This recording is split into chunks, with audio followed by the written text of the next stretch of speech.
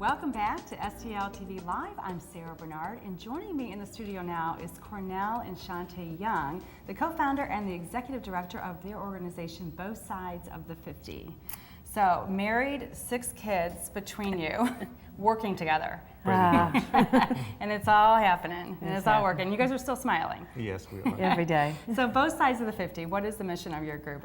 It's amazing. Our mission is to promote, motivate, and inspire youth just to be their best. Sometimes, depending upon what your circumstances are, you may not have enough food to eat at home. You may have some outside influences.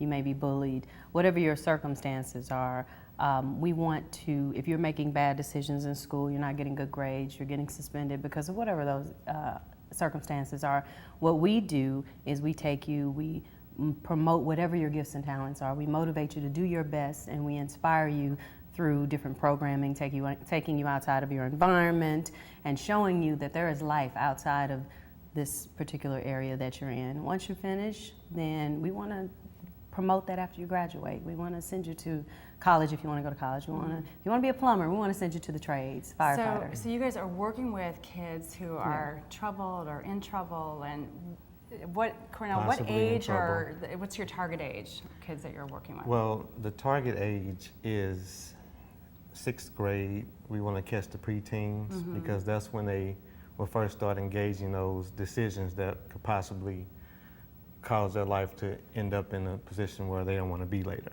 So you see a lot of transition going on with kids in middle school. Right.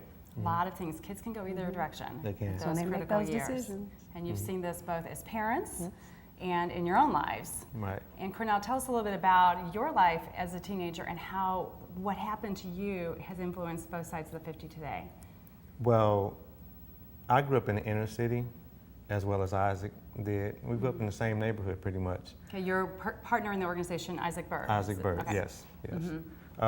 And when I grew up, the decisions that I had to make were pretty much just everyday survival decisions. When I came outside as a preteen, it was either I had the choice to involve myself in gangs or enroll in some of the area institutions like a Matthew Dickey's or whatnot that my mother couldn't afford. Well, I chose the latter of the two. You know, and I see kids today still making those same choices. So you chose the road, the low road, so to speak. You chose to make the decisions that maybe weren't the best. Right, because it was easy for me, because all my friends were doing the same thing. So it was easy for me just to follow the same. Did Mom know what was going on? She didn't know. Yeah, so you were able to hide and manipulate what was going on. I was. Even to today, there are things that I'm telling her, they may come up with both sides of the 50 that she don't know about me. But there are things that I feel that are necessary in order for us to be able to impact the youth. I don't mind sharing my story if it's going to help someone else. So you have an honest, forgiving relationship with your mom today, but what are some of the things that you did, that you chose to do, that you see kids making those same choices today? Well, the gangs are still relevant today. You know, in the 80s and 90s when I grew up, they were a little more intense, but they're still there. And the kids are making those decisions and putting those type of situations and scenarios before school and sports and whatnot. And I've even, which might be slightly off the subject, I've been involving in middle schools here lately, and I've noticed that we have young children that are in the middle school age that are failing gym.